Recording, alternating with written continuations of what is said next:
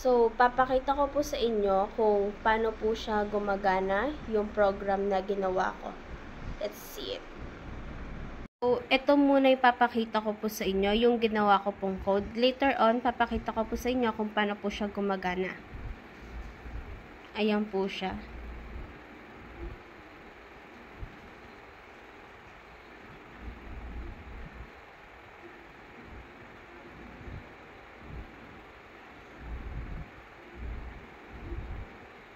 So, kapag naman po iraran po natin, so papakita ko na po sa inyo kung paano po siya gumagana.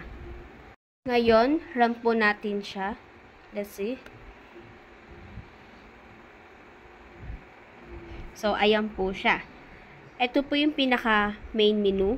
So, ngayon is mag-enter po tayo ng 1. Ayan po. Sa basic input, ang sabi po dyan, enter your favorite number. Enter po tayo ng favorite number ko po, kung ano po yung nalagay ko po dun sa keynote ko. So, 21 is my favorite number. Number 2 naman po is, mag-enter po tayo ng 2. Sa 2 naman po is, may nakalagay po dyan yung mga favorite na flowers. So, mag-enter po tayo ng 2. Ang favorite flowers ko po is tulips. Ito po siya. So, mag-enter naman po tayo ng 3 para po sa looping. Sa looping naman po is nagtatanong kung ilang copy po. So, enter po tayo ng 1.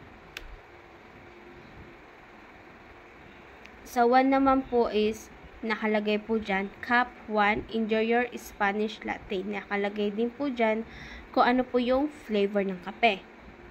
So, sa array naman po is, enter po tayo ng 4.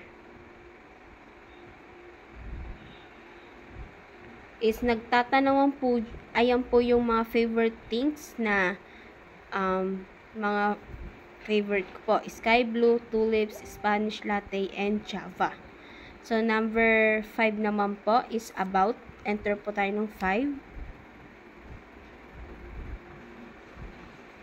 So, nakalagay po dyan yung about kung sino po yung nag-program. Siyempre po, si Nicole Ann. And nakalagay po dyan yung mga favorite ko din po na ulit. So, mag-enter naman po tayo ng 6 para naman po sa exit. So, ito na po yung pinaka-exit. So, nag-enter po tayo ng 6, kaya po nag-exit. Exciting the program.